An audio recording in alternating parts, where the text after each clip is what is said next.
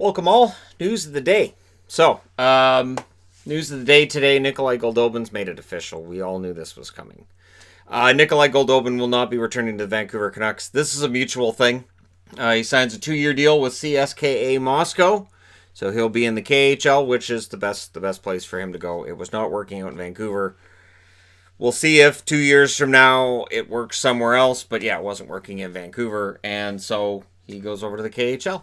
And I wish him the best of luck. And I mean that. I mean, I complained about him plenty, but I still wish him the best of luck because, no hard feelings or anything. It just did not work in Vancouver. So, other news today, Seth Jones and Dean Kukin have been taken off the injured reserve list for Columbus. We knew that was going to happen, and now it has. So the Columbus Blue Jackets will have Seth Jones in their lineup if/when we get the play-in series this summer. And I can't overstate how important Seth Jones is to the Columbus Blue Jackets. The difference between the team that played on the ice before he got hurt and after, huge difference. Now, yes, Columbus had a lot of injuries, but Jones was the debilitating one. That was the one that really took them out and cut them off at the knees. And having him back makes a huge difference. So we'll see. I think the Columbus-Toronto series could end up being the most intense of all the first-round series. First round play-in, however you want to look at it. Technically, it's a play-in. The first round is what happens after the play-in. Now, newsworthy, coming up next week is going to be the Hockey Hall of Fame vote, June 23rd and 24th. They're meeting virtually, the 18 members of the board that will be voting. And first ballot, Iginla and Hossa are first ballot. And I have the feeling that Iginla's a lock. I can't see anybody not voting for Iginla. Hossa, we'll see. He should be in there. I agree. Yes, for people who are going to say, well, Hossa should be in there. Yes. So should Theoren Fleury. So should McGillney. There are a lot of players you could bring up. Roenick. You could bring up a lot of players that are not in the Hall of Fame that should be there that just aren't there. And I could mention goaltenders. We could go through a huge list of goalies, including Cujo. I would include Andy Moog. I'd include Osgood. And they're just not there. So we'll see what they come up with. Ken Hitchcock is available as coach as well. To go into the Hall, and we'll see what happens. They can put 4 male players in. I think there's 2 women they can put in as well, 2 female hockey players, and then you have the building category as well. So, number of people could get announced, and last year they went in an odd direction, and I only say odd not because there wasn't anything great about Carbonneau. Obviously, great forward, but I just thought him getting in before some of the other names I just mentioned, it just seemed odd to me. Anyways, other news just being broken about half an hour ago. Dan Carcillo posted on Twitter that he's has launched a class action lawsuit against the CHL, junior hockey here in Canada, over hazing. And this is something that's been coming up more and more and more, and players are starting to speak up about it. And here's the weird thing. So you've got the one side that says, well, you guys should keep this all in-house. And then when players who've tried to keep it in-house come out and say something later, it's, well, you should keep your mouth shut about it. You shouldn't talk about it. And then when they don't say anything and they come out years later, the other thing is, well, why didn't you say something at the time?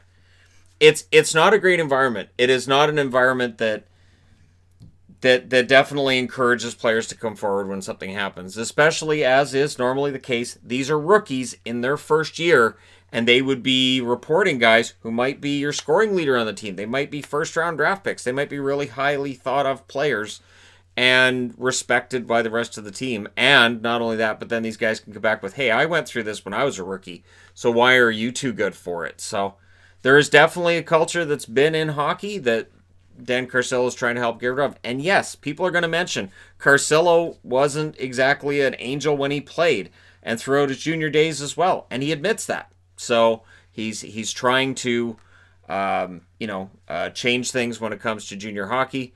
And I wish him the best of luck. It's not going to be an easy path. And he's encouraging other players to speak up. And he wants players to view this as a jumping off point for them to say, all right, I need to put my voice out there and talk about my experience. So this is a story that continues to unfold, and we'll see what happens.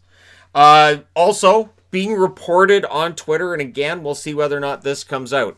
The NBA has said for older coaches who might be susceptible to COVID, they are not going to be behind the bench. They're banning them from being behind the bench. And the NHL, apparently not doing the same thing. Apparently it'll be if a coach feels comfortable, if a coach doesn't feel comfortable. And it's going to be the same with the players. This is why I'm not doing a bunch of previews because we don't know which players are actually going to play and which ones aren't. So the series previews are, I want to say, July 10th. I want to wait until we know who is and who isn't playing. Now, of course, the NBA has said, hey, you have to let us know by June 24th. You can't be dilly-dallying about whether or not you're going to play and then let us know a day before training camp you're not going to be there or a day before games you're not going to show up. So I would expect the NHL to have a similar guideline where they say, okay, we need to know from players whether or not they're going to play by this date. And whether that date is July 1st, whatever that date is. Once we know for sure who is planning to play and who isn't, I'll be able to start saying, okay, well, let's look at the lineups of who is playing, and then we can try to figure out who is most likely to win the series. But at this point, we just don't know. Again, with Kevin Bieksa, he's basically saying, you know what, there's going to be a lot of players who don't want to play. And then you've got Mitch Marner coming out and saying today, yeah, no, I have full confidence in the NHL and their safety protocols, and I think we're good. So we will see which side, and does that mean that Bieksa's talking to the older crowd, and it's the older veteran players who are saying, I don't know, and it's the young kids saying, yeah, let's go play?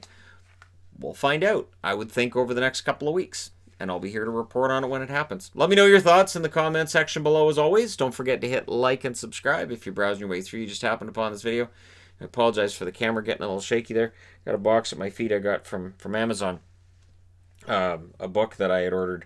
And it's a large book, and I accidentally knocked the box over. It's still got the book in there. And kind of excited because I'm going to use that book for, if this goes on for a long period of time, you know how long this is going on for? I'm thinking about getting back into writing, where I'd start writing my book during all of that downtime I have, right? Which I don't. But anyways, yeah, where I'm thinking, I could get back into writing, but there's a whole astronomy book that's gigantic that I could use for information for that. So yeah, I'm not writing a hockey book. Weird, right? I know. There are people saying, why did you write a hockey book? You could probably sell that. I know.